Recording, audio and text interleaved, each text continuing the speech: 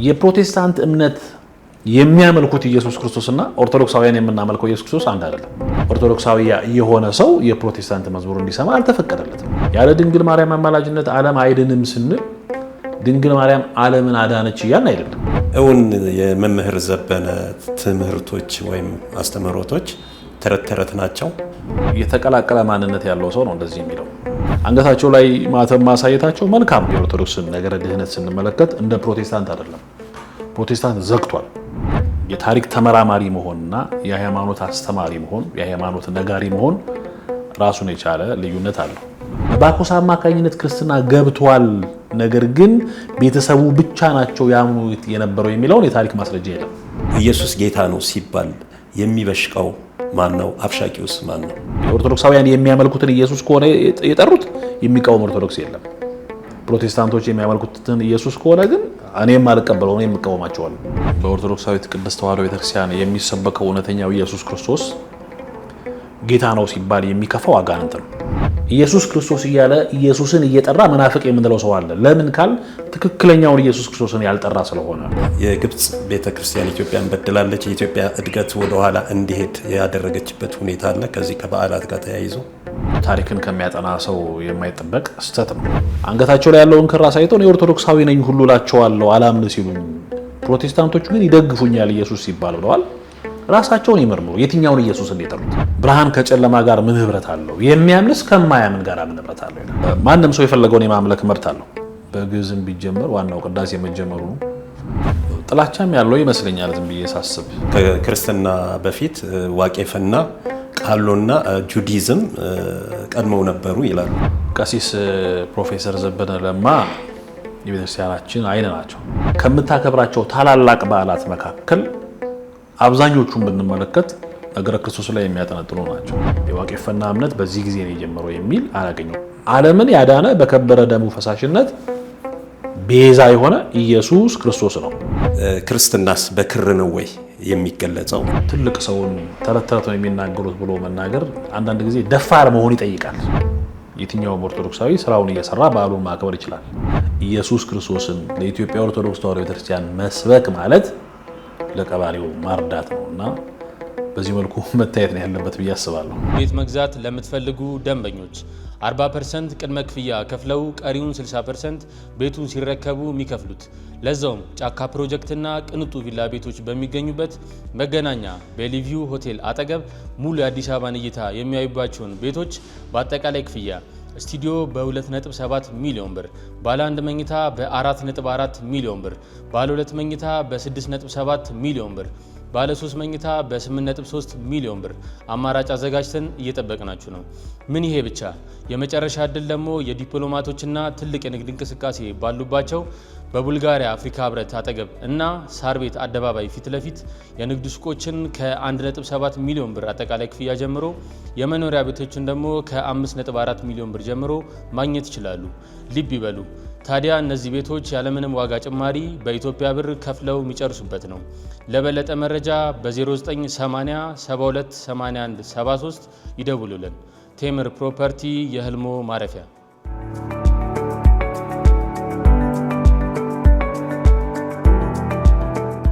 መምህር ግሩም ከበደ በኮተቤ የኢያቄም ውሃና ካቴድራል ስብከተ ወንጌል ኃላፊ እንዲሁም የዮፍታ ሚዲያ ባለቤት፣ እንኳን ወደ ስቱዲያችን በደህና መጡ ማለት እወዳለሁ። እንኳን ደህና ቆያችሁኝ። እንግዲህ ሰሞኑን በዲቫይን ሾው ላይ መምህር ታዬ ቦጋለ የሰጡት አንድ አስተያየት አለ። ብዙዎችን አስቆጥቷል፣ ብዙዎችን ቅሬታ እንዲያድርባቸው አድርጓልና ይህም በሰጡት ትንታኔ ውስጥ የቤተ ክርስቲያናችንን አስተምህሮት እንዲሁም ታሪክን በተመለከተ የተሰጠ አስተያየት ነው። አንኳር የውይይታችን አጀንዳ በዛ ዙሪያ ይሆናል ማለት ነው። መልካም። እንግዲህ መምህር ታዬ በሰጡት ቃለ መጠይቅ ላይ ኢየሱስ ጌታ ነው የሚለው ስም ሲጠራ የሚደነግጡ አሉ። እኔ ደግሞ ክሬን አውጥቼ ኦርቶዶክስ ነኝ እላቸዋለሁ ይላሉ። እውን ግን የሚደነግጥ ክርስቲያን አለ? ክርስትናስ በክር ነው ወይ የሚገለጸው? እስቲ በዚህ ላይ ሐሳቦትን ያካፍሉኝ። መልካም እንግዲህ ያው የተጠየቀው ጥያቄ መሰረታዊ ጥያቄ ነው። ከሃይማኖት ውጪም በሃይማኖት ውስጥም ላሉት አስምረው ሊያዩት የሚገባ ጥያቄ ነው ብዬ አስባለሁ። ክብር ይግባውና አምላካችን መድኃኒታችን ጌታችን ኢየሱስ ክርስቶስ በቤተ ክርስቲያናችን በምሳሌ ራሱ ያየን እንደው ቤተክርስቲያን ምን ያህል ለክርስቶስ ያላትን ቦታ ወይም ክርስቶስን ምን ያህል ሕይወቱ አድርጋ እንደምታመልከው በምሳሌ ራሱ እያነሳን ብንመለከተው እጅግ ድንቅ ነው። እኚህ መምህር እንግዲህ ጥቂት ኢንተርቪዎቻቸውን ለማየት ሞክሬያለሁ። እናንተም እንዳየው ከጋበዛችሁኝ በኋላ አሁን በተባለው ሚዲያ ላይ የቀረበውንም ለመመልከት ሞክሬያለሁ። በመጀመሪያ አንድ ነገር ማስቀመጥ እፈልጋለሁ።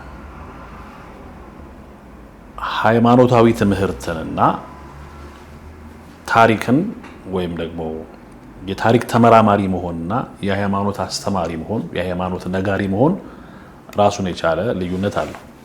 ምናልባት አንዳንድ ሰው ተምሮና አውቆ የታሪክ ተመራማሪም የሃይማኖት መምህርም አስተማሪም ሊሆን ይችላል።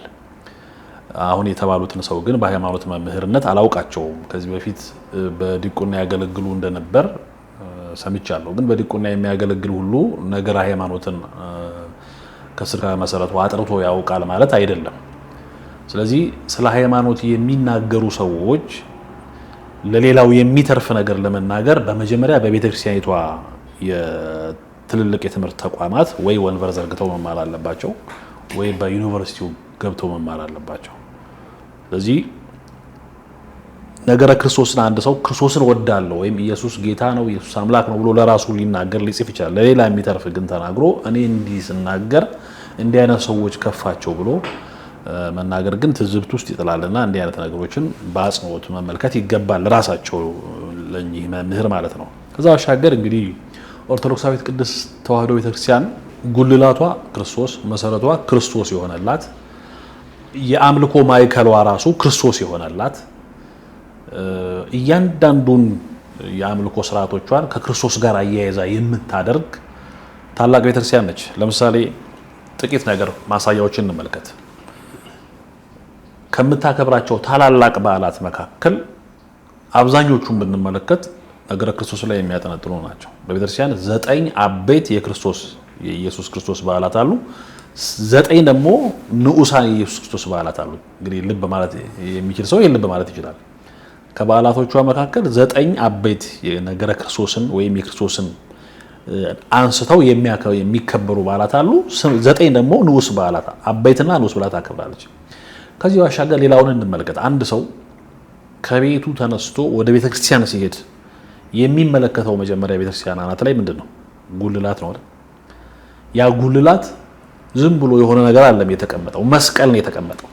ያ መስቀል ሰዎች በእግረ ልቦናቸው ወደ ቤተክርስቲያን እንዲሄዱ፣ በአይነ ልቦናቸው ወይም በአይነ ህሊናቸው ደግሞ ወደ ቀራኒዮ እንዲሄዱ። ቀራኒዮ ስንሄድ የምናገኘው ማን ነው ካለ ክርስቶስን ነው የምናገኘው። ስለዚህ አንድ ኦርቶዶክሳዊ ወደ ቤተክርስቲያን እንኳን ሲመጣ በልቡ የክርስቶስን ነገር እያብሰለሰለ እያወጣ እየተናገረ እያሰበ የተከፈለለትን ዋጋ በህሊናው እያሰበ ነው ወደ ቤተ መቅደስ የሚሄደው። ይሄ ራሱ ነገረ ክርስቶስ ነው።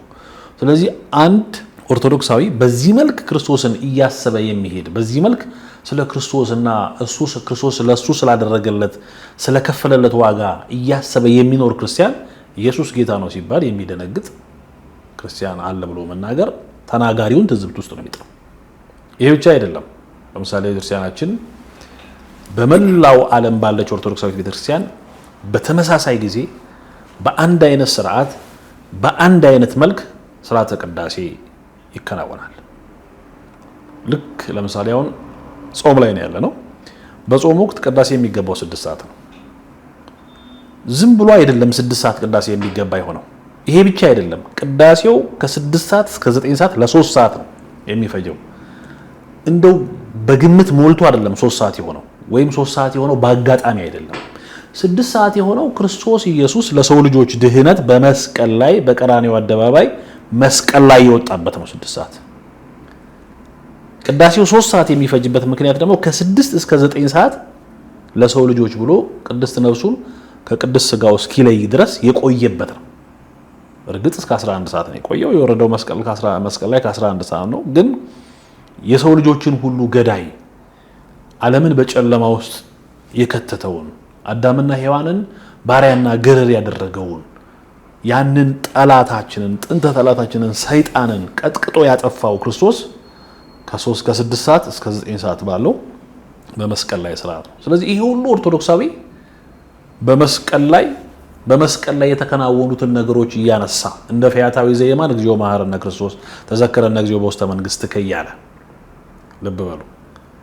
እንዲሁም ደግሞ ክርስቶስ ለሱ የከፈለውን ዋጋ እያሰበ እየወደቀ እየተነሳ እየጸለየ በመስቀል ላይ ያለውን ዋጋ የሚያስብ ክርስቲያን፣ የክርስቶስን ጌትነት የሚያውቅ ክርስቲያን ኢየሱስ ጌታ ነው ሲባል የሚደነግጥ ወይም ደግሞ ሌላ አይነት መልክ የሚይዝ ኦርቶዶክሳዊ የለም። ይሄ እንደው ጉንጭ አልፋ ንግግርና ተደጋግሞ ከቤተ ፕሮቴስታንት የምንሰማው ቃል ነው። ስለዚህ እኚህ ሰው በምን አይነት መንገድ እንደዚህ እንዳሉ ሊገባኝ አልቻለም። ሁለተኛው አንገታቸው ላይ ማተም ማሳየታቸው መልካም ነው። እኛ ኦርቶዶክሳውያን መጽሐፍ እንደሚል በምድር የአንዲት ነፍስ መመለስ በሰማይ መላእክት ዘንድ ደስታ ነው እንደሚል ሁሉም ኦርቶዶክሳዊነቱን ጠብቆ ሀብተ ወልድና ስመ ክርስትናውን ጠብቆ ኦርቶዶክሳዊ ሆኖ እንዲያልፍ እንመኛለን። ደስታችንም ያ ነው። ኦርቶዶክሳዊ ከሆኑ መልካም ነው። ኦርቶዶክሳዊ ሆኖ ቢቀጥሉ ጥሩ ነው። ግን ለሚናገሩት ነገር ጥንቃቄ ማድረግ ይገባቸዋል። ኢየሱስ ክርስቶስን ለኢትዮጵያ ኦርቶዶክስ ተዋሕዶ ቤተክርስቲያን መስበክ ማለት ለቀባሪው ማርዳት ነውና በዚህ መልኩ መታየት ነው ያለበት ብዬ አስባለሁ። ይሄን ቃል ሲጠቅሱ ፕሮቴስታንቶቹ ሲደግፉኝ እነዛኞቹ ግን ይቃወሙኛል የሚል ኃይለ ቃል ተጠቅመዋልና እነዛኞቹ ለማለት የፈለጉት አንገታቸውን ማተብ አሳይተዋል እኮ አንገታቸውን ስላላመኑኝ ይሄው ማተቤ ብዬ ያሳየዋቸው ብለዋል አይደል? ስለዚህ ኦርቶዶክሳውያን ናቸው የተቃወሙኝ ለማለት ነው የፈለጉት። እስቲ እሱ ላይ ሰፋ ይሄ እንግዲህ እኔ አሁን ማንም ሰው የፈለገውን የማምለክ መብት አለው። በአገሪቱም የህገ መንግስት ሰው የፈለገውን ማምለክ ይችላል። በነገራችን ላይ ሰው የፈለገውን ማምለክ ይችላል የሚለውን ህገ መንግስት አይደለም የሰጠው፣ መጽሐፍ ቅዱስ ነው የሰጠው። ክርስቶስ አዳምና ሔዋንን ከዕፀ በለስ እንዳትበሉ ካላቸው በኋላ ዕፀ በለስን በአጥር አላጠራትም። ወደዚያ እንዳይጠጉ መከልከል አምላካዊ ስልጣን ፈቃድ አለው አይደል? ግን ነፃ ፈቃድ ነው የሰጣቸው። ስለዚህ ሰው የፈለገውን የማምለክ መብት አለው። ፕሮቴስታንቶች የፈለጉትን የማምለክ መብት አላቸው። ግን አንድ ነገር መታወቅ ያለበት ሁሉም ሰው ሊያውቅ የሚገባው የፕሮቴስታንት እምነት የሚያመልኩት ኢየሱስ ክርስቶስና ኦርቶዶክሳውያን የምናመልከው ኢየሱስ ክርስቶስ አንድ አይደለም። ስለዚህ እኚህ መምህር የትኛውን ተናግረው ነው እነዛ ሰዎች ፕሮቴስታንቶች የደገፏቸው? ስለዚህ ራሳቸው መመርመር ያለባቸው። አሁን ጥያቄ ወደ ራሳቸው ነው ሄደው ማለት ነው። ምክንያቱም ኦርቶዶክሳውያን የምናመልከው ኢየሱስ ክርስቶስ ወልደ አብ ወልደ ማርያም ስግው ቃል በተዋህዶ የከበረ ወልድ ዋህድ ከሁለት አካል አንድ አካል ከሁለት ባህሪ አንድ ባህሪ እንዲህ ብለን ነው የምናመልከው። ምንታዊነት የሌለበት ከሰውነቱ በኋላ ሰውነቱ አምላክነቱ ሰውነቱን አላጠፋው፣ ሰው በመሆኑ ደግሞ አምላክነቱ አልተዋጠም። እንዲህ ብለን ነው እኛ የምናመልከው። ስለዚህ ኢየሱስ ክርስቶስ ወልድ ዋህድ በተዋህዶ የከበረ ለአዳም ቤዛ የሆነ ትክ የሆነ ያማለደ ሳይሆን ትክ የሆነ ምትክ የሆነ የአዳምን ዕዳ በደል ተሸክሞ በመስቀል ላይ የጠረቀ እኛ የምናመልከው ኢየሱስ ክርስቶስ ይሄ ነው። ስለዚህ ይሄ ኢየሱስ ክርስቶስ የቤተክርስቲያን ልብሷ፣ የቤተክርስቲያን ጉልላቷ፣ የቤተክርስቲያን መሰረቷ፣ የቤተክርስቲያን ሁሉ ነገሯ፣ የአገልግሎት ማይከሏ ነው። ስለዚህ ይሄንን ኢየሱስ ክርስቶስ ጠርቶ የሚቃወም ኦርቶዶክስ የለም። እኔ በቤተክርስቲያን አስተምራለሁ፣ በአውደ ምሕረት ላይ በሚዲያም ላይ አስተምራለሁ። እኔ የማስተምረውን ክርስቶስን የሚቃወም ኦርቶዶክሳዊ የለም። ምክንያቱም እኔ የማስተምረውን ክርስቶስ አባቶቼ እንዳስተማሩኝ ነው የቀደሙት ሐዋርያት እንዳስተማሩኝ፣ ሐዋርያነ አበው እንዳስተማሩኝ፣ ከዛም በኋላ የተነሱ የቤተክርስቲያን አባቶች የሚያስተምሩትን ትምህርት ነው ማስተምረው። ስለዚህ እኚህ መምህር እንዳሉት አንገታቸው ላይ ያለውን ክር አሳይተው እኔ ኦርቶዶክሳዊ ነኝ ሁሉ እላቸዋለሁ አላምን ሲሉኝ፣ ፕሮቴስታንቶቹ ግን ይደግፉኛል ኢየሱስ ሲባል ብለዋል። ራሳቸውን ይመርምሩ። የትኛውን ኢየሱስ እንደጠሩት ኦርቶዶክሳዊውን ኢየሱስ ከሆነ ኦርቶዶክሳውያን የሚያመልኩትን ኢየሱስ ከሆነ የጠሩት የሚቃወም ኦርቶዶክስ የለም። ፕሮቴስታንቶች የሚያመልኩትን ኢየሱስ ከሆነ ግን እኔም አልቀበለው፣ እኔም እቃወማቸዋለሁ። ምክንያቱም ፕሮቴስታንቶች የሚያመልኩት ኢየሱስ ዛሬም አማላጅ ነው፣ ዛሬም በተዋህዶ የከበረ ወልድ ዋህድ የሚለውን የማያምን ፕሮቴስታንት ነው ያለው። ከሁለት አካል አንድ አካል ከሁለት ባህሪ አንድ ባህሪ አይልም ፕሮቴስታንት። ከሁለት አካል አንድ አካል ይላል፣ ከሁለት ባህሪ ሁለት ባህሪ ነው የሚለው። የባህሪ ምንታዊነት አለ። ስለዚህ ያንን የማልቀበለውም አቶ ታዬ ያንን ከሆነ ይቅርታ መምህር ታዬ ያንን ከሆነ የጻፉት ማለት ነው። ሌላው ኢየሱስ ጌታ ነው የሚለው ቃል ብሽሽቅ እየሆነ መጥቷል። እሳቸውም ደጋግመው ብሽሽቅ ይላሉ። እርሶም አልፎ አልፎ ብሽሽቅ የሚለውን ቃል ይጠቅሳሉ። ለመሆኑ ኢየሱስ ጌታ ነው ሲባል የሚበሽቀው ማን ነው? አብሻቂውስ ማን ነው? እንግዲህ እውነተኛው ኢየሱስ ክርስቶስ ቅድም ያልኩት በኦርቶዶክሳዊት ቅድስት ተዋሕዶ ቤተክርስቲያን የሚሰበከው እውነተኛው ኢየሱስ ክርስቶስ ጌታ ነው ሲባል የሚከፋው አጋንንት ነው። ምንም ጥያቄ የለውም። ግን ትክክለኛው አሁን መታየት ያለበት ነገር ኢየሱስ ጌታ ነው። አሁን ቅድም ያነሳነው ፕሮቴስታንቶች የሚጠሩት ሐሰተኛው ክርስቶስ ብለን የምናምነው እኛ እሱን እንኳን እናስቀምጠውና እውነተኛው ኢየሱስ ክርስቶስስ ጌታ እንደሆነ አጋንንት አያምኑ? መጽሐፍ ቅዱስ እኮ ይላል። ማንሳት እንችላለን ነው ያዕቆብ ምዕራፍ 2 ቁጥር 19 ላይ ኢየሱስ ጌታ ነው ትላለህ፣ መልካም አድርገሃል ጌታ እንደሆነ በአፍህ መመስከር፣ ግን ያንን ጌትነት ደግሞ አጋንንትም ያምናሉ። ይሄ ብቻ አይደለም፣ በርካታ ቦታ ማንሳት እንችላለን። በማርቆስ ወንጌል ምዕራፍ 3 ቁጥር 11 ላይ አጋንንት ክርስቶስን የእግዚአብሔር ልጅ እያሉ ይሸሹት እንደነበረ መለኮታዊ ስልጣኑን ስለሚያውቁ ማለት ነው። ይሄም ብቻ አይደለም፣ በሉቃስ ወንጌል ምዕራፍ 4 ቁጥር 41 ላይም አንተ የእግዚአብሔር ልጅ ነህ እያሉ ይመሰክሩለት ነበር።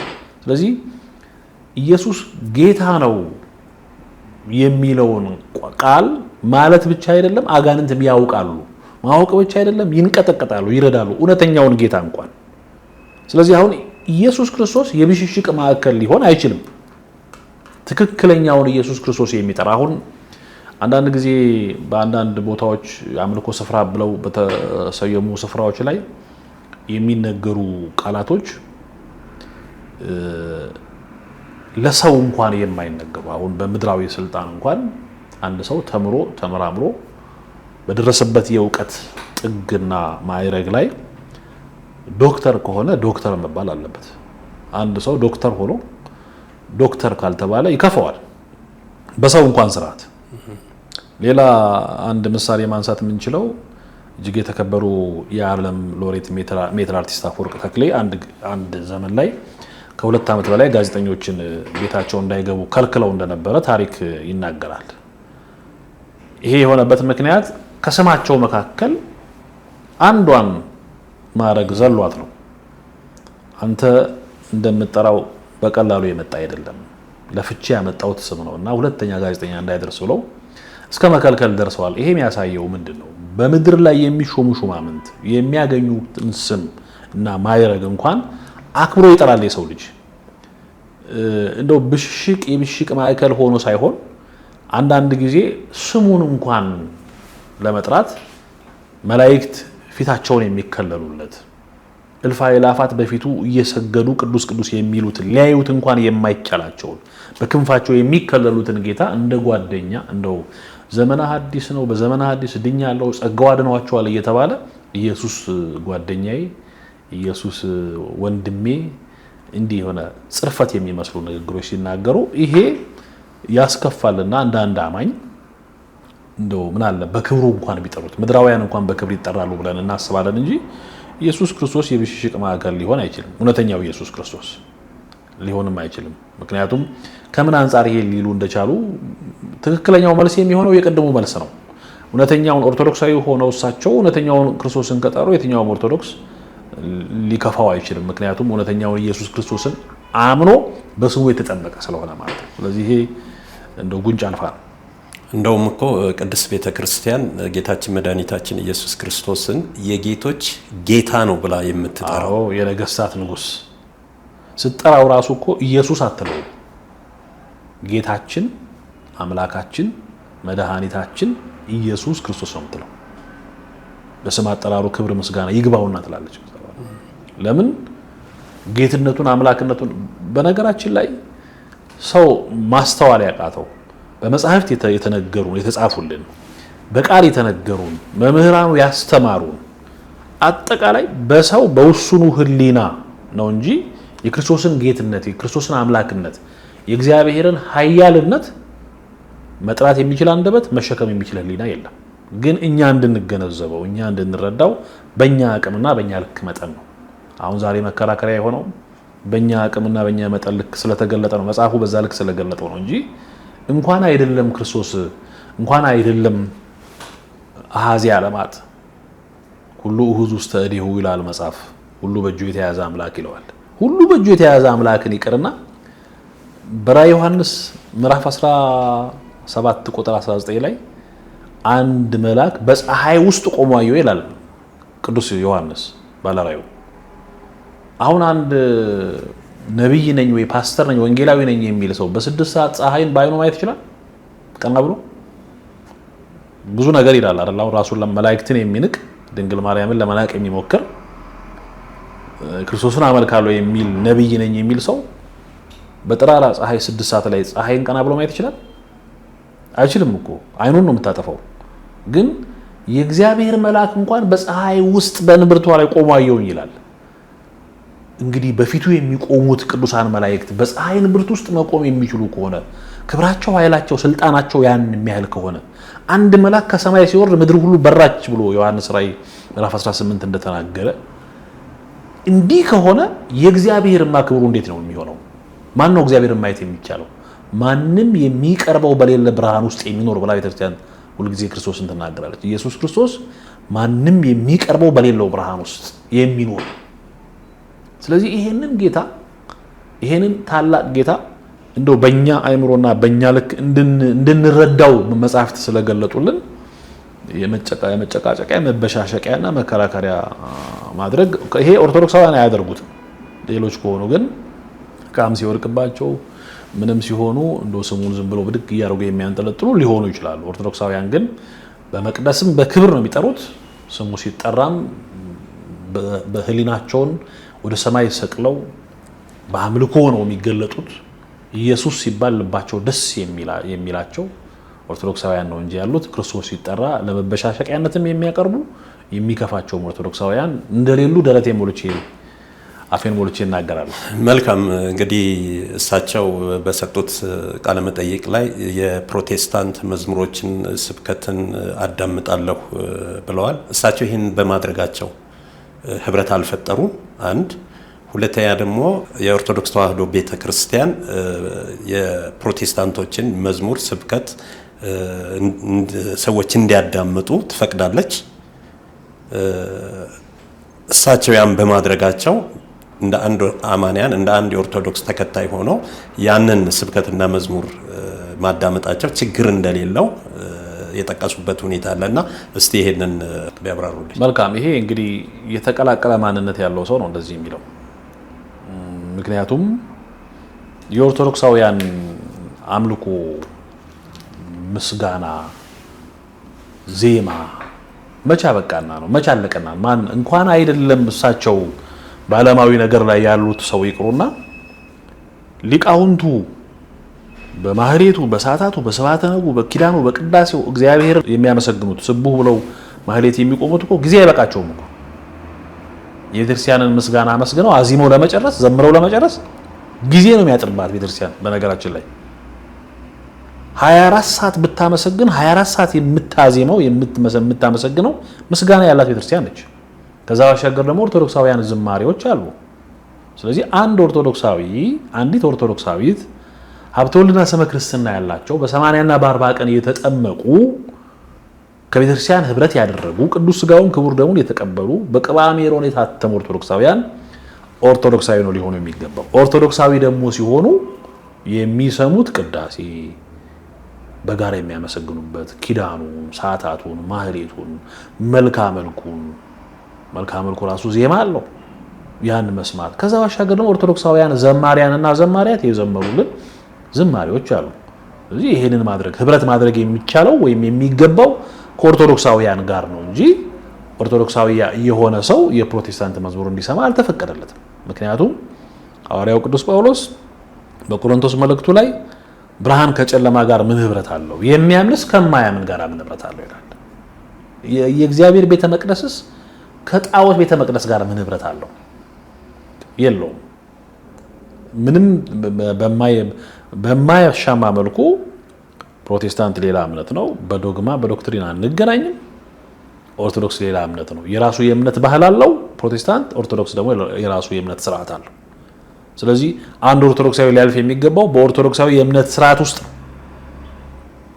አንድ ፕሮቴስታንት በፕሮቴስታንታዊ እምነት መስመር ውስጥ እንደሚያልፍ ማለት ነው። ስለዚህ እኚህ ሰው ባዳምጥ ችግር አለው ወይ ብለው ወይም ችግር የለውም ብለው አፋቸውን ሞልተው መናገራቸው እንግዲህ ለሚመጣው ትውልዳቸው ለራሳቸው ትውልድ አስቸጋሪ ነው። ምን አይነት ሃይማኖት ያለው ትውልድ ነው የሚኖራቸው? ራሳቸው ሃይማኖት አንዲት ናት። ሃይማኖት መሰረት ናት። ከክርስቶስ ጋር ህብረት የምናደርግባት ቀልድ አይደለችም። ምድራዊውን ነገር ትተን ወደ ማያልፈው ዓለም ስንሄድ ከእግዚአብሔር ጋር ህብረት የምናደርግባት፣ ከክርስቶስ ጋር ህብረት የምናደርግባት፣ ልብሳቸውን በበጉ ደም ካጠቡ ቅዱሳን ጋር ለዝማሬ በቀኝ የምንቆምባት ነች። ሃይማኖት የእግዚአብሔር መንግስት የምንወርስባት ነች። ስለዚህ በሃይማኖት ቀልድ የለምና ችግር የለውም ብሎ አፍ ሞልቶ መናገር በራሱ መናገሩ በራሱ ችግር አለው፣ ህብረት ማድረጉም ችግር አለው። ስለዚህ አንድ ሰው ደግሞ የሌላ የሚቀላውጥ ከሆነ የራሱን አያውቅም ወይ ራሱን አልተረዳም ወይ ራሱን ንቋል ማለት ነው። ምክንያቱም አንድ ሰው እዚህ ጋር ሞልቶ እያለለት ወይ ደግሞ ስስታም ነው ማለት ነው። አንድ ሰው ሞልቶ እያለለት ያለውን ትቶ የሌላ የሚመኝ ከሆነ በዚህ መንገድ ነው የሚገለጠውና በፍጹም አንዲት ኦርቶዶክሳዊት የፕሮቴስታንት መዝሙር እንዲሰሙም አይፈቀድም፣ ክልክልም ነው። ህብረትም የላቸውም። ህብረት ማድረግ ያለባቸው እዚህ ከሚመስላቸው ጋር ነው መጽሐፍ እንደሚል። ያለ ድንግል ማርያም አማላጅነት ዓለም አይድንም የሚለው የኦርቶዶክስ ተዋህዶ አስተምህሮትን እንዴት ያዩታል? አሁን ይሄንን መረዳት ዓለም ያለ ድንግል ማርያም አማላጅነት አይድንም የሚለውን ለመረዳት መጀመሪያ ኦርቶዶክሳዊ ስነ ልቦና ያስፈልጋል። ያለ ድንግል ማርያም አማላጅነት ዓለም አይድንም የሚለውን ቃል ተገንዝቦ ሐሳቡ ምን እንደሆነ ተረድቶ በዚህ በኩል ለመቆም ኦርቶዶክሳዊ ማንነት ሊኖርም ይገባል። ቤተክርስቲያን ድንግል ማርያምን ምንድን ነው የምትላት? ዓለምስ ከዘመነ ሐዲስ በፊት ምን ይመስል ነበር? ከዘመነ ሐዲስ በኋላ ምንድን ነው የሚለው መገንዘብ ያስፈልጋል። ዓለም ያለ ድንግል ማርያም አማላጅነት አይድንም የሚለውን ከመመልከታችን በፊት እግዚአብሔር ማን ነው? በሰው ሁሊና ቀደም በነገር ነው እንድንረዳው በተጻፈልንና በተነገረን በተማርነው መሰረት እግዚአብሔር ማን ነው ስንል ትንቢተ ኢሳይያስ ምዕራፍ 6 ቁጥር 1ን ማንሳት ጥሩ ይመስለኛል።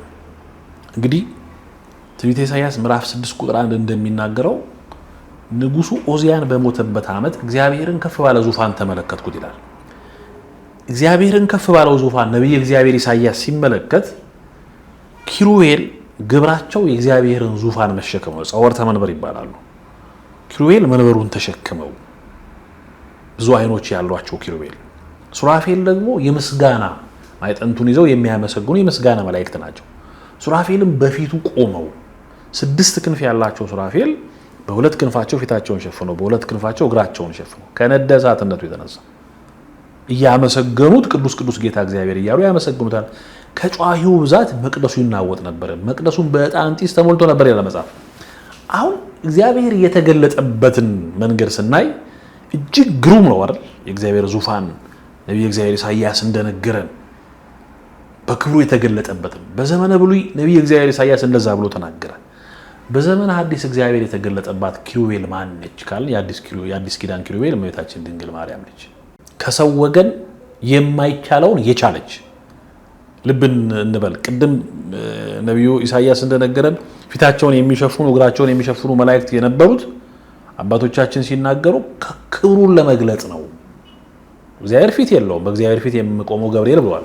እግዚአብሔር ፊት የለውም፣ በእግዚአብሔር ፊት ሲል ስልጣኑን፣ ኃይሉን፣ ችሎቱን ነው እየተናገረ ያለው። ስለዚህ በዚህ በታላቁ እግዚአብሔር ፊት የሚቆሙት መላእክት ፊታቸውን ተሸፍነው እግራቸውን ሰውነታቸውን ሸፍነው ቅዱስ ቅዱስ እያሉ ያመሰግኑት ነበር። በዘመነ ብሉይ በዚህ መንገድ የተገለጠው እግዚአብሔር በዘመነ ሐዲስ በሐዲስ ኪዳን ኪሩብ በድንግል ማርያም ተገለጠ። ከሰው ወገን ማንም ሊችለው የማይችለውን እሳተ መለኮትን በማኅፀኗ ጸነሰች። የሰው ልጆች ሁሉ እንዲድኑ አካላዊ ወልድ ኢየሱስ ክርስቶስን ወለደች ጸንሳ። አሁን እዚህ ጋር ነው በደንብ መመልከት የሚያስፈልገው።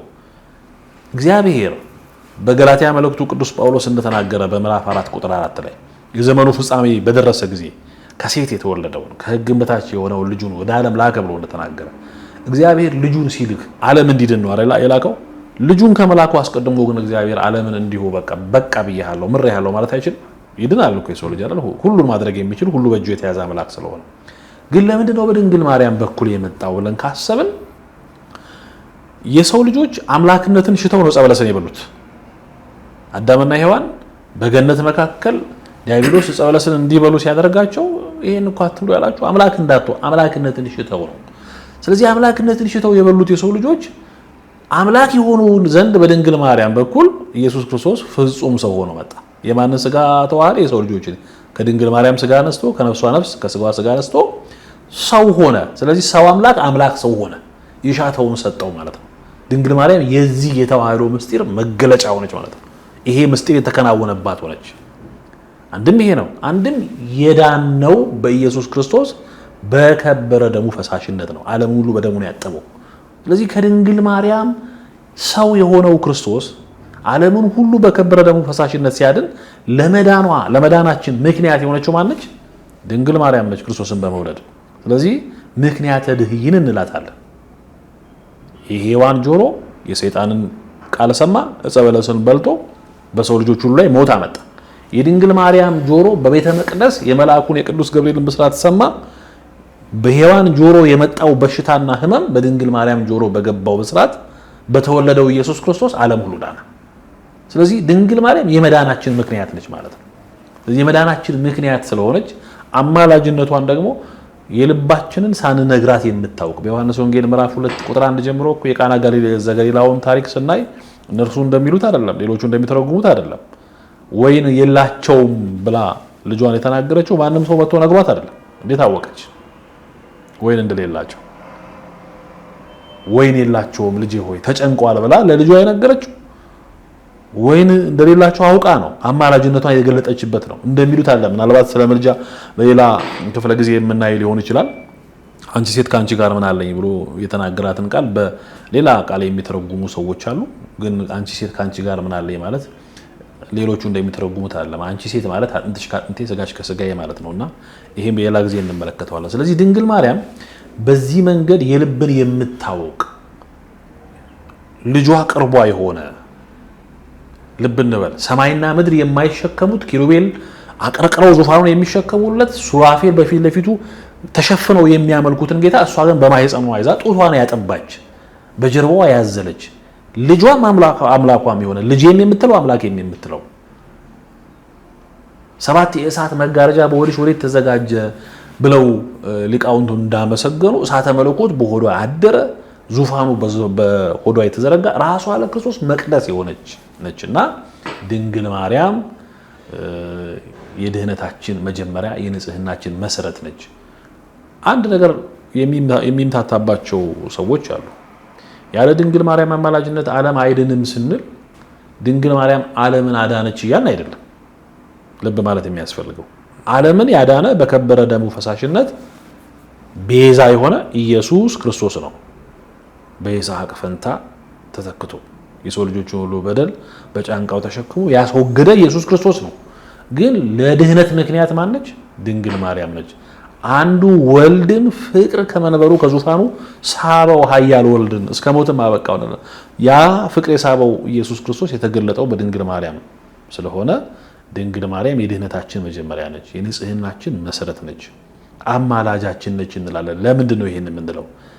በኦርቶዶክስ ሳልቬሽንን ስናይ ወይም የኦርቶዶክስን ነገረ ድህነት ስንመለከት እንደ ፕሮቴስታንት አይደለም። ፕሮቴስታንት ዘግቷል፣ ድኛለው ብሎ ነው የሚለው። ኦርቶዶክስ ሳልቬሽን ግን ይሄ አይደለም። የኦርቶዶክስ የድህነት መንገድ ድነናል፣ እየዳንን ነው፣ እንድናለን። ድነናል በከበረ ደሙ ፈሳሽነት ኢየሱስ ክርስቶስ በቀራንዮ አደባባይ ላይ አንድ ጊዜ ለሁሉ ጊዜ ባፈሰሰው ደም የዓለምን ሕዝብ ሁሉ ዋጅቷል። ከዛ በኋላ ደግሞ እየዳንን ነው። መዳናችሁን ዕለት ዕለት ፈጽሙ ይላል መጽሐፍ ቅዱስ። በጎ የሆነውን ነገር አድርጉ ይላል። እንዲሁም ደግሞ ከሥራ የተለየ እምነት በራሱ የሞት ነው ይላል። እነዚያን ቆነጃጅት ዘይት ያላቸውና መብራት ያላቸውን ምግባርና ሃይማኖት ያላቸውን እያመጣ በምሳሌ ይናገራል። ራሱ በማቴዎስ ወንጌል ምዕራፍ 25 ቁጥር 32 ላይ እንደሚናገር በመጨረሻ ዘመን ለፍርድም የሚያበቃው ተርቤ አላበላችሁኝም፣ ተጠምቼ አላጠጣችሁኝም የሚለው ስለሆነ እየዳንን ነው። እንድናለን ደግሞ በጎ ምግባር ሰርተን በሃይማኖት ውስጥ ተጠብቀን ቤተክርስቲያን የምትለንን አባቶች የሚሉንን ራሱ ክርስቶስ ያስቀመጠልንን ትእዛዛት ፈጽመን ከዚህ ዓለም በቅዱስ ሥጋውና በክቡር ደሙ ታትመን በዮሐንስ ወንጌል ምዕራፍ 6 ቁጥር 50 እንደሚል ሥጋዬን ያልበላ ደሜን ያልጠጣ የዘላለም ሕይወት የለውም ስለሚል ሥጋውን በልተን ደሙን ጠጥተን ለዚህ የተዘጋጀን ሆነን ይሄን ዓለም ጥለን ስንል በትንሣኤ ዘጉባኤ በቀኝ እንቆማለን፣ እንድናለን። ስለዚህ ኦርቶዶክሲ ሳልቬሽን ይሄ ነውና በዚህ ውስጥ ድንግል ማርያም ተሳትፎ አላት። በድህነታችን ውስጥ ተሳትፎ አላት። መቼ ካል የሰው ልጆችን ኢየሱስ ክርስቶስ በመስቀል ላይ ተሰቅሎ እንዲያድን እናት ሆና ከስጋዋ ስጋ ከነፍሷ ነፍስ ነስቶ ምን ብሏል? ሰው ሆኗልና በድህነት ውስጥ ምን አላት? ድርሻ አላት። አሁን እየዳንን ነው በምንለው ውስጥም ደግሞ ድርሻ አላት። እንዴት ካል ለልጇ ቅርብ ናትና ሙሴ ለማርያምና ለአሮን እንደጸለየ፣ ኤልያስ ለዛች ሴት እንደጸለየ፣ ሌሎችም ቅዱሳን ለሌሎች እንደሚጸልዩ አሁን ያሉ ሰዎችም እንደሚሉ በአዳራሻቸው ውስጥ እንጸልይላለን እንደሚሉ ሕያዋን ናቸውና እነዛ እንደሚጸልዩ ድንግል ማርያምም ለኛ ዛሬ በአማላጅነቷ ከልጇ ከወዳጇ ታስታርቀናል። ኃጢአት ሲከብድብን፣ በደል ሲከብድብን ከልጅሽ አስታርቂ እንላታለን። ለልጇ ቀርበነችና ታማልዳለች። ዛሬ በአዳራሽ ያለ ሰው አማልዳለሁ ይላል፣ ከክርስቶስ ጋር አገናኛለሁ ይላል። ራሱን ነቢይ ሐዋርያ የሚል ይሄ ሰው አማልዳለሁ እንደሚል የክርስቶስ እናት ደግሞ ድንግል ማርያም ሕያው ነችና ዛሬም በአማላጅነቷ ታማልዳለች ማለት ነው። ስለዚህ እየዳንን ነው በሚለው ውስጥ ምን አላት? ተሳትፎ አላት። እንዲህ ባለ መንገድ መረዳትና ድንግል ማርያም ዓለምን በአማላጅነቷ ታስምራለች ስንል በዚህ መንገድ መሆኑን መገንዘብ ያስፈልጋል። የአዲስ ኪዳን ኪሩቤል ስለሆነች እንደው መምህር ግሩም ወደኋላ ልመልሶት አንድ መጥራት ያለበት ጉዳይ ስላለና እኚሁ መምህር በቃለ መጠይቃቸው ላይ ኢየሱስ ጌታ ነው ስል መናፍቅ ብለው ከሃዲ ያደርጉኛል በሚል ሐሳብ ነው የገለጹት። መናፍቅ ከፍሎ የሚያምን እስከሆነ ድረስ የገለጹት ሐሳብ ጋር ይጣረሳልና እንደው እስቲ ይሄ መናፍቅ የሚለውን ቃል ማንተርሰው ምላሽ እስቲ ይስጡ። እዚህ ላይ እንግዲህ ቅድም ባነሳነው በገለጥነው መንገድ ነው መታየት ያለበት። እውነተኛውን ኢየሱስ ክርስቶስን የሚጠራ ሰው በፍጹም መናፍቅ ሊባል አይችልም። ለምን ቢባል ለምሳሌ እኛ በቤተክርስቲያናችን እኮ መልክዓ ኢየሱስ የሚባል ስለ ኢየሱስ ክርስቶስ ሰላም ለዝክረ ስምከ ስመ መሐላ ዘይሄሱ ብሎ የሚጀምር ቃል አለ።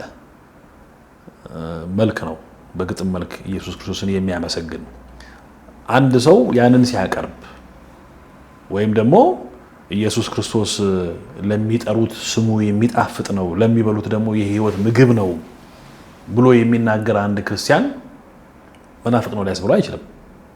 የቤተክርስቲያን አስተምሮ ስለሆነ ይሄ ግን እኚህ ሰው ለምንድን ነው መናፍቅ የተባሉት ካል ምናልባት አንጠልጥለው ኢየሱስ ጌታ ነው የሚለውን ቃል በመናፍቅ ወይም በመናፍቃን ተብሎ በሚጠሩት በከሃዲዎቹ ወይም በከሃዲያኑ መንገድ ወይም በዛ መልክ ጠርተውት ከሆነ እንግዲህ ያላቸው ሰው ሊኖር ይችላል። ግን ኢየሱስ ክርስቶስን እውነተኛውን ክርስቶስ በመጥራት መናፍቅ የተባለ ሰው የለም። አሁን ልዩነቱ እዚህ ጋር ነው መጥራት ያለበት። ኢየሱስ ክርስቶስ እያለ ኢየሱስን እየጠራ መናፍቅ የምንለው ሰው አለ። ለምን ካል ትክክለኛውን ኢየሱስ ክርስቶስን ያልጠራ ስለሆነ። እውነተኛውን ኢየሱስ ክርስቶስ ወልደ ማርያምን የጠራ ሰው መናፍቅ አይባልም።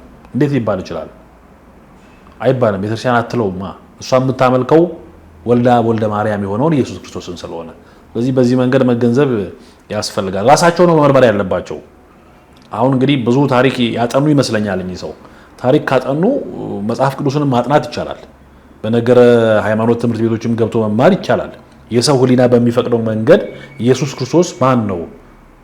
ዓለም ሳይፈጠር በፊት ዓለማትን ሁሉ ከባህሪ አባቱ ከአብ ከባህሪ ሕይወቱ ከመንፈስ ቅዱስ ጋር የፈጠረ ነው። ከዓለም በኋላ ደግሞ ከድንግል ማርያም ሰው የሆነ ነው። ስግው ቃል ኢየሱስ ክርስቶስ ማን ነው ብሎ እኮ ማጥናት ማወቅ ይቻላል። ስለዚህ ትክክለኛውን የኢየሱስ ክርስቶስን ባህሪ ያን ጊዜ ይረዳሉ፣ ያውቃሉ። ያኔ መናፍቅ የማይባሉበትን ኢየሱስ ክርስቶስ ይይዛሉ ማለት ነው። መናፍቅ የተባሉበት መንገድ ይሄኛውን የክርስቶስን ባህሪ በትክክል ካለመገንዘብና ሐሰተኛውን ክርስቶስ ከመጥራት አንጻር ሊሆን ይችላል። መልካም እንግዲህ ቅዱስ ዳዊት ሲዘምር ባለቤቱ ሜልኮን ስቃበታለች። መጨረሻዋ ደግሞ ጥሩ አልነበረም። እናንተም ሜልኮልን አትሁኑ የሚል ሀሳብ ሰንዝረዋልና እስቲ ቅድም ባልኩት መንገድ ነው የሚፈታው። አሁንም ይሄ ሜልኮል የሳቀችበት መንገድ ሌላ ታሪክ ነው። እሳቸው የሚናገሩበት መንገድ ሌላ ታሪክ ነው። ሜልኮል ንጉሥ ዳዊት ላይ ለክርስቶስ ወይም ለእግዚአብሔር ሲዘምር የሳቀችበት መንገድ በአምልኮ ስርዓት ውስጥ ስላልሆነች ወይም ደግሞ ያ የአምልኮ ስርዓት ስላልገባት ከእግዚአብሔር አምላክነት ይልቅ የንጉሥ ዳዊት ስልጣንና ገዥነት በአእምሮ ውስጥ ገዝፎ ስለታየ ነው ይሄን ያደረገችው። ለምን በሜልኮል ህሊናና አስተሳሰብ ንጉሥ ዳዊት ነው። ስለዚህ ዳዊት ዙፋኑ ላይ ካባውን አድርጎ በክብር እንዲገለጥ ነው የምትፈልገው። ይሄ ሰውኛ ነው እንጂ የእግዚአብሔር ጌትነትና ኃይሉ ችሎቱ አምላክነቱ መላእክት የሚሰግዱለት መሆኑ አልተረዳችም። ከዛ አንፃር ይሄንን ነገር የተናገረችው። አሁን በዚህ ዘመን ግን ይሄ በነጻሬ ሊቀርብ የሚችል ምንም የሚችልበት ምክንያት የለም። ምክንያቱም ሊቃውንቱ ሌሊት ጸናጽሉ መቋሚያውን ከበሮውን ይዘው ካባቸው ከላያቸው ላይ እስኪሸሽ ድረስ በተመስጦ ያመሰግናሉ፣ ይዘምማሉ፣ ይጸነጽላሉ። ስለዚህ ይሄ አሁን ለኛ ዘመን የሚጠቀስ አይደለም። ምናልባት አዳራሽ ውስጥ የሚንደባለሉ አወራ ላይ የሚንከባለሉ ራሳቸውን የሚጥሉትን ሰዎች በመነጻሬ ከኦርቶዶክስ ጋር ለማነጻጸር ሞክረው ከሆነ ያ እንግዲህ የርኩስ መንፈስ ስራ እንጂ የመንፈስ ቅዱስ ስራ አይደለም። መንፈስ ቅዱስ በተመስጦ ቅዱስ ያሬድን ማንሳት እንችላለን። በተመስጦ እግዚአብሔርን ሲያመሰግን ንጉሱ የወጋው ጦር እግሩ ላይ የነበረውን ቁስል አልተሰማውም ነበር። ለምን? በመንፈስ ቅዱስ ይዘምር ስለነበር እንጂ ይንደባለላል የሚል የለምና የሜልኮል አሁን ባለንበት ዘመን በንጻሬ ውስጥ የሚገባ አይደለም። መልካም እንግዲህ ተሳቱ ቅዱሳንን የተመለከተ ጥያቄ ማንሳት ፈልጋለሁ። መምህር ታዬ ቦጋለ እንግዲህ የታሪክ መምህር እንደሆኑ ይታወቃል። በዛ ቃለ መጠይቃቸው ላይ ግን ተሳቱ ቅዱሳን የመጡት ከግብጽ ነው የሚል ሀሳብ ሲነሳ በጋዜጠኛው እሳቸውም ከግብጽ ተሳቱ ቅዱሳን ከግብጽ መምጣታቸውን አስረግጠው ተናግረዋልና ምን አታያ ያሉት በዚህ ላይ? እንግዲህ ይሄ ያው አንድ ታሪክን ከሚያጠና ሰው የማይጠበቅ ስህተት ነው። ምክንያቱም የተጻፈ ነገር ነው። እሳቸውም ደጋግመው ሲናገሩ እንደሰማዋቸው የተጻፈ ማስረጃ ይላሉ ሁልጊዜ እና የተጻፈ ነው እንጂ ያልተጻፈ አላምንም የሚል አታያ ያላቸው፣ እንዲሁም ደግሞ እሳቸውም እንደሚነገረው የታሪክ ተመራማሪ ናቸው አይደል የሚባለው። ስለዚህ ይሄን ታሪክ ማጥናት ነው። እንግዲህ የተሳቱ ቅዱሳን መነሻ ምንድነው ካልን ከኬልቄዶን ጉባኤ በኋላ ያው እሳቸውን ሲጠቅሱ ሰምቻለሁ የመጣ ችግር ነው። እንግዲህ በኬልቄዶን ጉባኤ በተደረጉ ነገሮች ወይም ንግግሮች ኦርቶዶክሳውያን ላይ መከራ በሚጸናበት ሰዓት የኦርቶዶክሳውያን ሀገር የሆነች እንዲሁም ደግሞ እግዚአብሔር የሚመሰገንባት እግዚአብሔር የሚመለክባት ለሰው ልጆች ሰላም የምትሰጥ ሀገር ስለነበረችና በመጽሐፍም ኪዳን የተገባላት ሀገር ስለነበረች እነዚያ ዘጠኙ ወይም ተሳቱ ቅዱሳን ወይም ዘጠኙ ቅዱሳን ከተለያየ ቦታ መጥተዋል። በኬልቄዶን ጉባኤ ችግር ምክንያት ነው ወደ ኢትዮጵያ የመጡት። ዘጠኝ ናቸው ለተባለው ግን ከግብጽ አይደለም ሁሉም የመጡት። የተጻፈ ታሪክ ማንሳት እንችላለን። ከሮም፣ ከእስያ፣ ከአንጾኪያ፣ ከቁስጥንጥንያ፣ ከቂሳሪያና ከቂልቅያ ነው የመጡት። እነዚህ በደንብ በስደት እንደመጡ መጽሐፍ ታሪካቸውን ዘክሮ ስማቸውን ማንሳት ይቻላል እና አቡነ አረጋዊን ጨምሮ ያሉትን ቅዱሳን ማንሳት ይቻላል እና ይሄ የታሪክ ተፋልሶ ስለሚያመጣ ይሄን መለስ ብለው ማየት ይገባቸዋል። ሁሉም ከግብጽ አልመጡ። በዚህ መንገድ ነው። ቅዳሴም እኮ የተጀመረው በግሪክ ነው ይላሉ። አዎ ሰምቻቸዋለሁ። እንግዲህ ቅዳሴን ስናነሳ ማንሳት ያለብን የተለያየ ነገር አለ። ይሄ ምንድነው? እንግዲህ በቤተክርስቲያናችን ታሪክ ውስጥ ስለ ዜማ ስናነሳ ዜማን በተመለከተ ቅዱስ ያሬድ ነው የምናነሳው። የቤተክርስቲያናችን የዜማ ደራሲ ቅዱስ ያሬድ ነው በጠቅላላ። ለምሳሌ ሌሎቹ ሰዓታትን የደረሱ እንዲሁም ደግሞ ማህሌትን የደረሱትንም የቤተክርስቲያን አባቶች እንኳን ብናነሳና አባ ጽጌ ድንግልን እንዲሁም እንደነ አባ ጊዮርጊስ ዘጋስጫ ያሉትን ብናነሳ የቤተክርስቲያናችን ታሪክ የሚለው እመቤታችን ቅዳሴዋን የቀደሰው አባ ሕርያቆስን እንኳን ጭምር በመንፈስ ቅዱስ ያሬድን ወስዳ ዜማ እንዲያስተምረው እንዳደረገች የክርስቲያናችን ታሪክ ይናገራል። ስለዚህ ስለ ዜማ ስንነጋገር በደንብ መናገር ያለበት ቅዳሴ በዜማ መዜም የጀመረው የት ነው መቼ ነው የሚለውን ማሰብ ይገባል። በሀገራችን በአክሱም ነው ቅዳሴ የተጀመረው። በአክሱም ነው ቅዳሴ መቀደስ የተጀመረው። የዜማውን ባለቤት ቅዱስ ያሬድ ነው። እንግዲህ ከቅዱስ ያሬድ በኋላ ነው በዜማ መዜም የተጀመረው። ከዛ በፊት በምስጋና ቅዳሴ ይደረስ እንደነበረ አንዳንድ ታሪኮች ድርሳናት ይናገራሉ። ስለዚህ በሀገራችን በግሪክም ቢጀመር በግዕዝም ቢጀመር ዋናው ቅዳሴ መጀመሩ ነው። እንግዲህ እሳቸው አጥንተው ደርሰውበት ከሆነ ሊሆን ይችላል። ትልቁ ግን አብይ ነገር ማሰብ ያለብን ምንድነው? የቤተክርስቲያናችን የዜማ ስርዓት ባለቤት ቅዱስ ያሬድ ነው። ማይኪራ በተባለች ቦታ ላይ የተማረው ዕውቀት ከሰማያት ተከፍቶለት ከመላእክት የጠጣው ያቀሰመው ቅዱስ ያሬድ በዜማ እንድናመሰግን ይህ ሁሉ ስርዓት ሰርቶልናል። በአክሱም ግን የቤተክርስቲያናችን ቅዳሴ እንደተጀመረ ታሪክ ይናገራል። ሌላው ደግሞ ባኮስ ክርስትናን ተጠምቆ ከመጣ ወዲህ ከቤተሰቡ አላለፈም፣ ተሰባስበው ደግሞ አምልኮት አልነበረም ይላል እና እርስዎ ምን ይላሉ? ሰፋ ያለ ትንታኔ ለመስጠት ተሞክሯል። በዛ የተላከልኝን ቪዲዮ እንዳየሁት ስለ ክርስትና ወደ ኢትዮጵያ የገባበትን መንገድ አስመልክቶ የተለየ አርጊውመንት ነው ያላቸው መምህሩ። አራት ሐሳቦች አሉ። እነዚህን አራት ሐሳቦች ማንሳት ይገባል።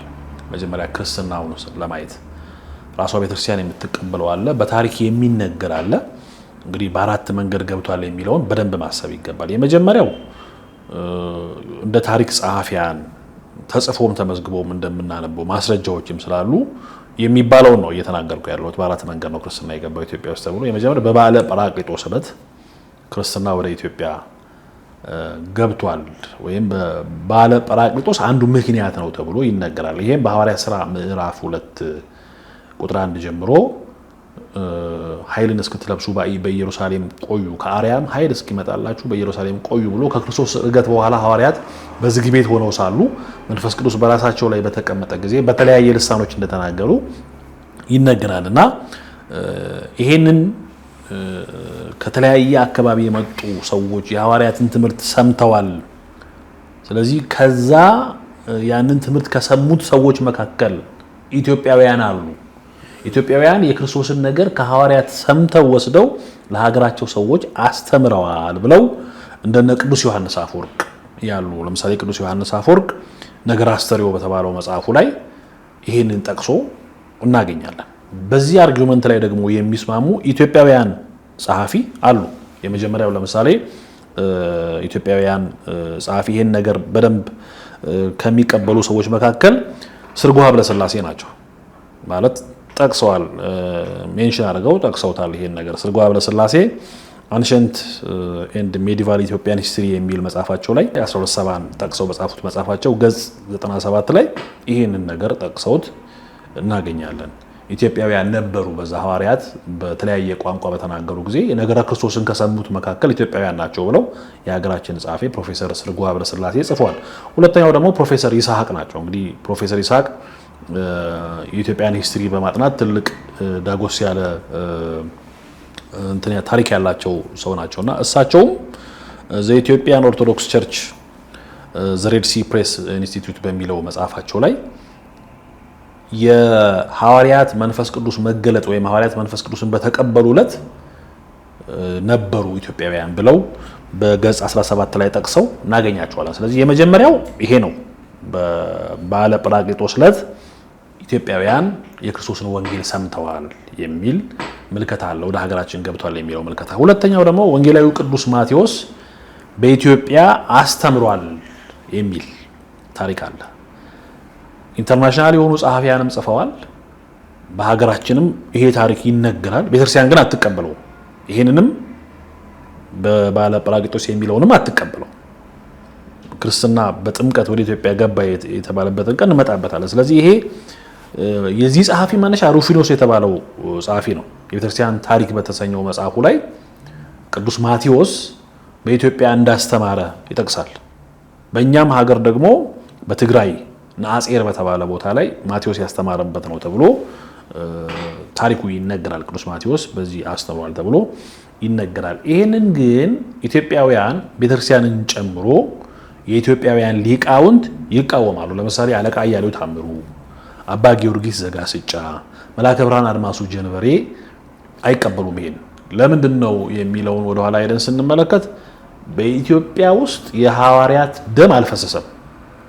ኢትዮጵያ ሐዋርያትን ሃይማኖትን ሰብኩ መጣችሁ ብላ እንደ ሌሎቹ አላውያን አልገደለችምና ይሄ ከታሪክ አንጻር ስተት ነው ብለው እነዚህ ኢትዮጵያውያን ጸሐፍትና ሊቃውንት አይቀበሉትም። ራሷ ቅድስት ቤተክርስቲያንም አትቀበለው። ግን እንደ ታሪክ ግን በቅዱስ ማቴዎስ ሰብኮ ነው ክርስትና የገባው የሚል ትርክት ወይም ደግሞ ታሪክ አለ። በሶስተኛ መልክ በሐዋርያት ሥራ ምዕራፍ 8 ቁጥር 6 ላይ የምናገኘው ሐዋርያው ጃንደረባ በባኮስ አማካኝነት ገብቷል የሚል ነው። ይሄን የኢትዮጵያ ኦርቶዶክስ ተዋሕዶ ቤተክርስቲያንም የምትቀበለው የምታምንበትም ነውም ብላ የምታስተምረው ታሪኳ ነው። ወንድማችን መምህር ዲያቆን ሄኖክ ኃይሌም ጃንደረባው ኢትዮጵያዊ ጃንደረባ የሚል መጽሐፍ አለው። እዛ ላይ በስፋት አብራርቶታል። ቤተክርስቲያኗም የ2000 ዘመን ታሪክ በተሰኘው በብፁዕ ቅዱስ አቡነ ጳውሎስ ፓትርያርክ ጊዜ የተጻፈ በጠቅላይ ቤተ ክህነት የተዘጋጀ የ2000 ዘመን ታሪክ የሚለው መጽሐፍ ላይም ተጠቅሶ እናገኘዋለን። ስለዚህ ጃንደረባው ኢትዮጵያዊ ጃንደረባ እርሱ ክርስትናን በቃ ኦፊሻል በሆነ መንገድ ማለት ነው ወደ ሀገራችን አስገብቶታል የሚለውን ታሪክ እናምናለን።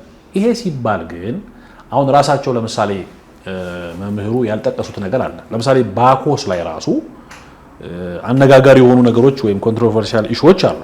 ባኮስ ኢትዮጵያዊ አይደለም ብለው የሚናገሩ አካላት አሉ።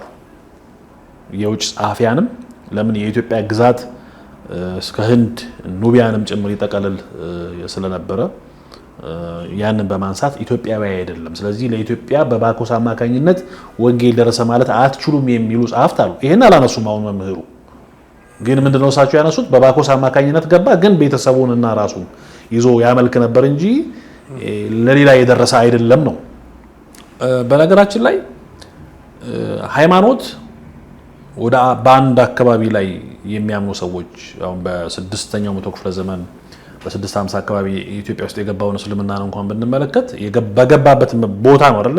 እስልምናውን እየመሰረተ እያሳመነም እያስተማረም የመጣው ሃይማኖት እንደዚህ ሆኖ ራሳቸው እንደተናገሩት ክርስትና በባኮስ አማካኝነት ገባ። ግን በባኮስ አማካኝነት ክርስትና ገብቷል፣ ነገር ግን ቤተሰቡ ብቻ ናቸው ያምኑት የነበረው የሚለውን የታሪክ ማስረጃ የለም። ይልቁንስ ያለው የታሪክ ማስረጃ ምንድነው? ያ በባኮስ አማካኝነት ገብቶ የነበረው ክርስትና ወይም ደግሞ ኦፊሻል ሆኖ የነበረው ክርስትና በንጉስ ኢዛና አማካኝነት የሀገሪቱ እምነት እንዲሆን ተደረገ። ይሄ ያስማማል። ኦፊሻሊ የኢትዮጵያ እምነት የምትመራበት በንጉስ ኢዛና አማካኝነት ኦርቶዶክስ ተዋሕዶ ቤተክርስቲያን ኦርቶዶክስ ተዋሕዶ እምነት ነው ብሎ ንጉሱ አውጆ የሀገር እምነት አድርጎታል። እስከ ተወሰነ ጊዜ ይሄ ጸንቶ ቆይቷል። ግን እንደዛ ሆኖ ስላልታወጀ በቤተሰቡ ብቻ ነው የቀረው ወይም ቤተሰቡ ብቻ ነው ያን ያመልክ የነበረው ብሎ መናገር የታሪክ ተፋልሶም ያመጣል። ይሄንንም የሚጠቅስ ማስረጃም የለም። ቤተሰቡ ብቻ ነበር ያመልካል የሚለው የለም። ቤተሰቡ ብቻ ነው የሚያመልከው ብሎ ላለመናገር ደግሞ አንድ ድፍረት የሚሆነን ታሪኩ በሐዋርያት ሥራ ምዕራፍ 8 ላይ መጻፉ ከቁጥር 6 ጀምሮ መጻፉ ይሄን እንዳንናገር በድፍረት ያደርገናልና ኢትዮጵያዊው ባኮስ ኢትዮጵያዊ ጃንደረባ በፊልጶስ አማካኝነት ተጠምቆ ክርስትናን ለሀገራችን ኦፊሻል በሆነ መንገድ አምጥቷል። ኢትዮጵያዊ አይደለም ለሚሉ እንግዲህ ብዙ ሰዎች በተለይ የውጭ ጸሐፊዎች አንዳንድ የሀገራችንም ጸሐፊዎች ኑቢያዊ ነው ወይም ደግሞ ሱዳናዊ ነው ብለው ይናገራሉ። የሱዳንን የክርስትና እምነት ታሪክ ማጥናት ነው። በዘመነ ብሉይ የብሉይ መሰዊያዎች ኖረውባት በአምልኮተ በሕገ ኦሪት በአምልኮተ እግዚአብሔር የጸናች ሀገር ማነች ብሎ ታሪክ ቢያጠኑ ከኢትዮጵያ ውጪ በአካባቢው ላይ የለም። የሱዳንን ክርስትና ትላንትና ነው የጀመረው። አይ ቲንክ 13ኛው መቶ ክፍለ ዘመን ላይ ይመስለኛል የሱዳን ክርስትና የጀመረው እሳቸው ወደ ጎጃም ገባ ያሉበት ማለት ነው። 13ኛው ዘመን ላይ ጎጃም የገባው ክርስትና በ13ኛው መቶ ክፍለ ዘመን ነው የሚል ነገር ሲናገሩም ሰምቻለሁ። በጣም የከባድ ነገር ነውና ኢትዮጵያዊ ነው ባኮስ። በዛ አማካኝነት ክርስትናን ቤተክርስቲያንን በምትለው መንገድ በዚህ መልኩ ክርስትናን ተቀብለናል። በአራተኛው መቶ ክፍለ ዘመን ደግሞ በንጉስ ኢዛና አማካኝነት ብሔራዊ ሃይማኖት እንዲሆን ሆኗል ማለት ነው። ክርስትና እንዲህ ነው መረዳት የሚያስፈልገው። ኢትዮጵያ ውስጥ ከክርስትና በፊት ዋቄፈና፣ ቃሎና ጁዲዝም ቀድመው ነበሩ ይላሉ እኚሁ መምህርና እውነት ነው? ይህንን በምን መልኩ መገንዘብ ያስፈልጋል? እንግዲህ የይሁዲ እምነት እንግዲህ የይሁዲ እምነት ማለት የመጣበትን ታሪክ ለማንሳት ወደ ኋላ ሄዶ የዘመነ ንግስተ ሳባን ታሪክ ማንሳት ይገባል። እሳቸውም እንዳነሱት አሁን በዚህ በጎንደር አካባቢ ያሉ ቤተ እስራኤላውያንን ጠቅሰው አንስተዋል። ንግስተ ሳባ ታምሪን በተባለ ነጋዴ አማካኝነት የእስራኤልን ነገር ትሰማ ነበር። የንጉስ ሶሎሞንን ጥበብ፣ የመንግስት አመራር ክህሎቱን፣ ለእግዚአብሔር ያለውን ፍቅር፣ የህዝቡን አምልኮት እያመጣ ታምሪን ይነግራት ነበር ለንግስተ ሳባ፣ ኢትዮጵያ ለምታስተዳድረው ንግስተ ሳባ። በዚህ መካከል ታምሪን እንደ ቃል አቀባይ ሆኖ ከንግስቷ ስጦታና አንዳንድ ነገሮችን ወደ ንጉሱ ይዞ ይሄዳል። ከንጉሱ ይዞ ይመጣል። በመካከላቸው እንደ ቃል አቀባይ ሆኖ ታሪክ ያለዋውጥ ነበር።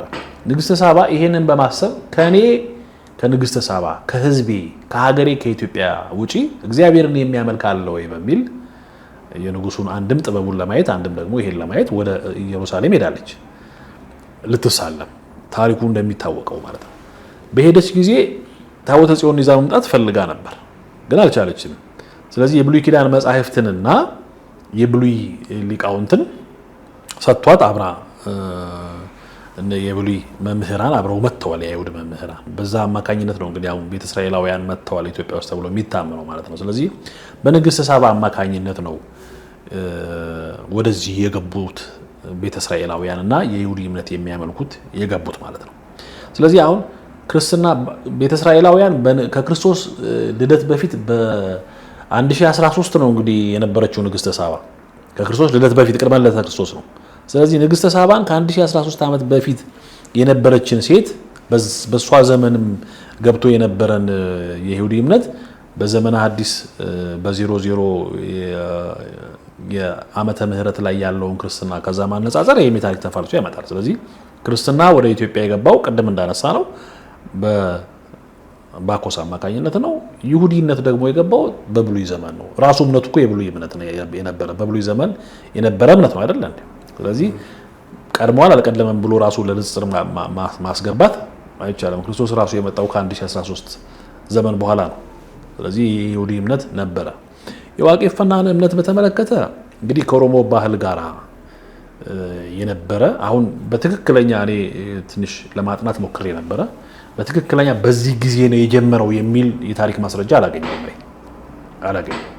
የዋቄፈና እምነት በዚህ ጊዜ ነው የጀመረው የሚል አላገኘሁም። በሀገራችን ግን ከባህል አንጻር የኦሮሞ አካባቢ ተወላጆች በኦሮሞ አካባቢ የሚኖሩ ሰዎች ያንን የዋቄፈና እምነት ያመልኩ ወይም ደግሞ ይከተሉ እንደነበረ የሚናገር ታሪክ ማስረጃ ሰምቻለሁ። እንግዲህ ይህንን ወደኋላ ሄዶ የኦሮሞን ታሪክ መነሻውን ማጥናት ይጠይቃልና ረጅም ጥናት ስለሆነ ብዙ አልሄድኩበትም። ግን ከኦሮሞ ሕዝብ ጋር የመጣ በዚህ ጊዜ ግን ጀምሯል ለማለት የማስረጃ የሌለው እምነት ነው።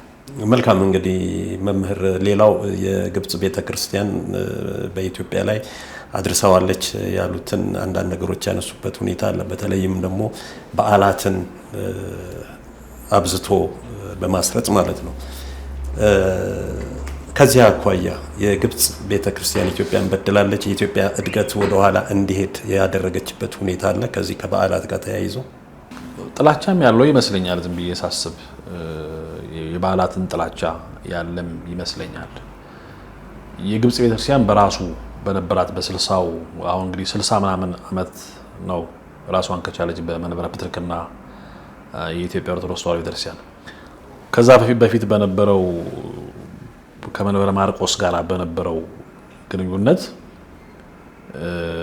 የነበሩ ችግሮች ጉዳቶች ይኖራሉ። በአስተዳደራዊም ሊሆን ይችላል፣ በክህነትም ዙሪያ ሊሆን ይችላል። አንዳንድ ታሪኮች እንደሚናገሩት ከዚህ ከአባይ ጥቅም ጋር በተያያዘ ሊኖሩ ይችላል፣ የተለያዩ ችግሮች ሊኖሩ ይችላሉ።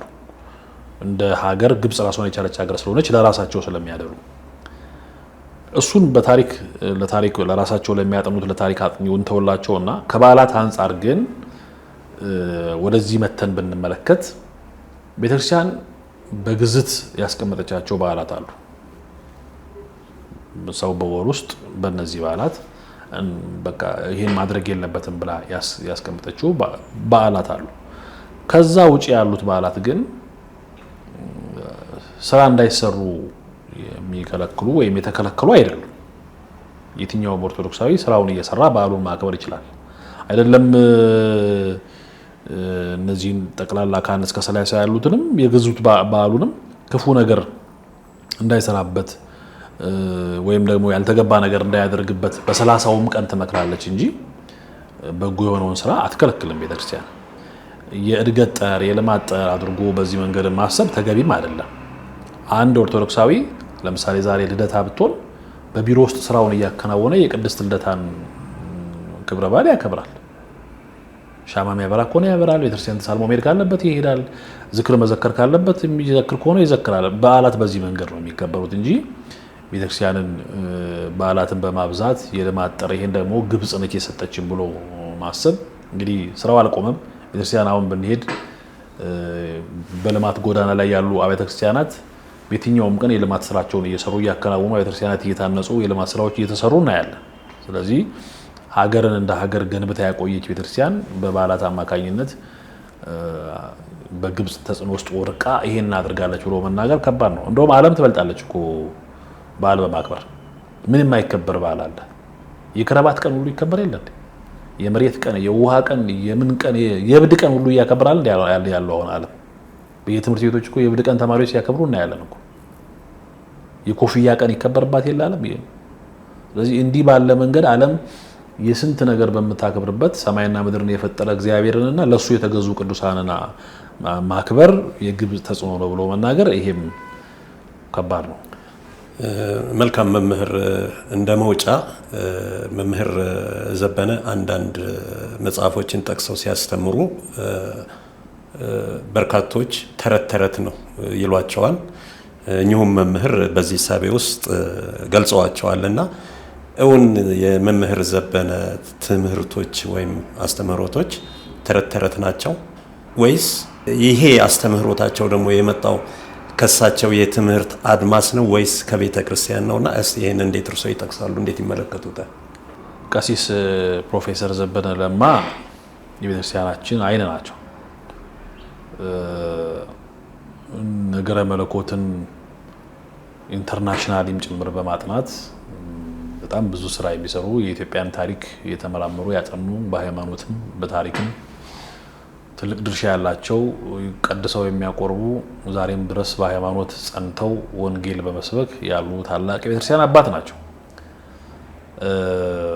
አንዳንድ ጊዜ የሆነ ሐሳብ አምጥተን አንድን አካል ወይም አንድን ሰው ለመናገር ወይም ሂስ ለማድረግ ስናስብ ማሰብ የሚገባው ነገር አለ። እኔ የቱ ጋር ነኝ፣ ሂስ የማደርገው ሰው ደግሞ የቱ ጋር ነው ብሎ ማሰብ ይገባል። ይሄ በደንብ ማየት ይገባል። እኔ እዚህ ጋር ቁጭ ብዬ 9 ቁጥርን ብጽፍ ለእርሶ ስንት ቁጥር ነች? 6 ነው የምትሆነው። ለእኔ 9 ነች፣ ለእርሶ 6 ነች። ስለዚህ 9 ነው ወደሚለው ወደ እኔ ሀሳብ ለመምጣት እኔ ጋር መድረስ ያስፈልጋል ማለት ነው። እንደዚህ ዞሮ እኔ ጋር መምጣት ያስፈልጋል። ይሄን በደንብ መገንዘብ ያስፈልጋል። አሁን ፕሮፌሰር ቀሲስ ዘበነ ለማን ለመተቸት በህይወት ዘመናቸው እየተማሩ እያጠኑ እየቀደሱ እያቆረቡ እየጸለዩ እያመሰገኑ እያገለገሉ የደረሱበት ደረጃ ረግጦ ማለፍ ያስፈልጋል። ያንን ያለፈ ሰው ነው። ለምን ቢባል ዕውቀት የመጀመሪያው እግዚአብሔር ነው የሚሰጠው፣ በጸጋ የሚገኝ ነው። በአገልግሎት ጽናት ውስጥ ደግሞ የሚያድግ ነው። ቀጥሎ ደግሞ በትምህርት በምርምር የሚበለጽግ ነው። ይሄ ደግሞ በእያንዳንዱ እርምጃ ውስጥ የሚገለጥ ነው። ስለዚህ ሰው ለምሳሌ ትላንትና ዲያቆን ነበርኩ ቀድስ ነበር አዳራሽ ሰብስቤ ሰው አስተምር ነበር ዛሬ የለውም የሚል ሰው ፕሮፌሰር ቀሲስ ዘበነ ለማለመተቸት ያንን ማለፍ ይገባዋል ወይ ያዘውን አጽንቶ እዛ ደረጃ ላይ መድረስ አለበት ኮምፒቲቲቭ ማድረግ አለበት ከዛ አካል ጋር ማለት ነው ስለዚህ እሳቸው ለመተቸት በመጀመሪያ እንዲህ አይነት ነገር ማሰብ አሁን ጊዜያችን ያው እንደምታውቁት ሶሻል ሚዲያ ሁሉም ተነስቶ የሚናገርበት ስለሆነ የሚያነውርም ስለሌለ ሁሉም ተነስቶ የሚፈልገው ነገር ይናገራል ስለዚህ ፕሮፌሰር ቀሲስ ዘበነ ለማ የቤተክርስቲያን የቁርጥ ቀን አይን የሆኑ ልጅ ናቸው ለቤተክርስቲያናችን ለኛ ደግሞ መምህራችን አባታችን ናቸው ብዙ ነገራቸውን እየሰማን ያደግነው የቤተክርስቲያንን ትምህርትና የደረሱበትን የእውቀት ጥግ ነው የሚያስተምሩት ቅድም ባልኩት መንገድ ስለዚህ እሳቸውን ለመተቸት መጀመሪያ ራስን ማየት ይገባል የሚያስተምሩት ትምህርት ግን የቤተክርስቲያን መጻሕፍት ናቸው የቤተክርስቲያን ዕውቀቶች ናቸው እኔ አሁን ልናገር የምችለው በደረስኩበት በተማርኩበት በተመራመርኩበት ልክ ነው የኔ ምርምር ለምሳሌ እዚህ ጋር የሚገደብ ከሆነ በዚህ ሰርክል ውስጥ ነው የሚገደበው እዛ ጋር ተሻግሬ ለመናገር ግን እዛሽ ጋር መሻገር ይጠበቅብኛል እንዳልኩት እንደቆጥሮ ነው 9 ነው 6 ነው ለማለት በእኔ በኩል ዞሮ 9 መሆኗን ማየት ያስፈልጋል እና እሳቸው የደረሱበት ቦታ ሳይደረስ እንደው ትልቅ ሰውን ተረተረው የሚናገሩት ብሎ መናገር አንዳንድ ጊዜ ደፋር መሆን ይጠይቃል እውቅናን ለማግኘትም ሊሆን ይችላል ወይ ለመኖርም ሊሆን ይችላል ደፋር መሆን ይጠይቃልና ይሄ ድፍረት ነው እሳቸው ግን የሚያስተምሩት የቤተክርስቲያኗን ትምህርት የቤተክርስቲያንን መጻሕፍት የተማሩትን ዓለም አቀፋዊም ሀገራዊም የሆነ የቤተክርስቲያንን ትምህርት ነው የሚያስተምሩትና በዚህ መልኩ መገንዘብ ያስፈልጋል መምህር ግሩም ከበደ በኮተቤ የኢያቄም ውሃና ካቴድራል ስብከተ ወንጌል ኃላፊ በወቅታዊ ጉዳይ እዚህ ማብራሪያ ሊሰጡን ስቱዲዮአችን በመገኘትና ሰፋ ያለ ማብራሪያ ስለሰጡን ከልብ ማመስገን እወዳለሁ እግዚአብሔር ይስጥልኝ እግዚአብሔር ይስጥልኝ እኔም አመሰግናለሁ ቤት መግዛት ለምትፈልጉ ደንበኞች 40% ቅድመ ክፍያ ከፍለው ቀሪውን 60% ቤቱን ሲረከቡ የሚከፍሉት ለዛውም ጫካ ፕሮጀክትና ቅንጡ ቪላ ቤቶች በሚገኙበት መገናኛ በሊቪው ሆቴል አጠገብ ሙሉ የአዲስ አበባን እይታ የሚያዩባቸውን ቤቶች በአጠቃላይ ክፍያ ስቱዲዮ በ2.7 ሚሊዮን ብር ባለ 1 መኝታ በ4.4 ሚሊዮን ብር ባለ 2 መኝታ በ6.7 ሚሊዮን ብር ባለ 3 መኝታ በ8.3 ሚሊዮን ብር አማራጭ አዘጋጅተን እየጠበቅናችሁ ነው ምን ይሄ ብቻ የመጨረሻ እድል ደግሞ የዲፕሎማቶችና ትልቅ የንግድ እንቅስቃሴ ባሉባቸው በቡልጋሪያ አፍሪካ ህብረት አጠገብ እና ሳር ቤት አደባባይ ፊት ለፊት የንግድ ሱቆችን ከ1.7 ሚሊዮን ብር አጠቃላይ ክፍያ ጀምሮ የመኖሪያ ቤቶችን ደግሞ ከ5.4 ሚሊዮን ብር ጀምሮ ማግኘት ይችላሉ ልብ ይበሉ ታዲያ እነዚህ ቤቶች ያለምንም ዋጋ ጭማሪ በኢትዮጵያ ብር ከፍለው የሚጨርሱበት ነው ለበለጠ መረጃ በ0980 72 81 73 ይደውሉልን ቴምር ፕሮፐርቲ የህልሞ ማረፊያ